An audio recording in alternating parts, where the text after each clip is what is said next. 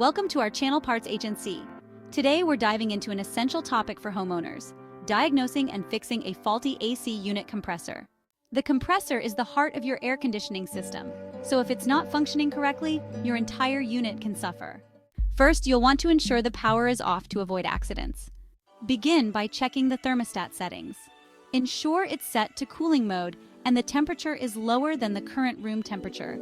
If the thermostat is functioning correctly, move on to inspect the circuit breaker. A tripped breaker could indicate an electrical issue. Next, listen closely to the compressor itself.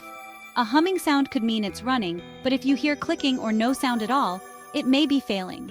If you can access the compressor, check for any visible signs of damage or wear, such as oil leaks or corrosion. Use a multimeter to test the capacitor and start the relay for proper voltage. If either component is faulty, it could prevent the compressor from starting.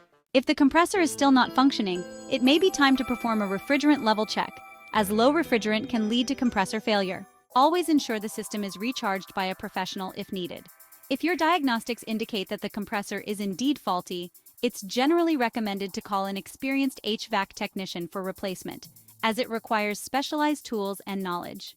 However, if you feel confident in your skills, you can attempt a DIY replacement. Ensure you have the correct compressor model for your unit and follow manufacturer guidelines for installation. Remember, safety is paramount, so if at any point you feel unsure, don't hesitate to consult with a professional.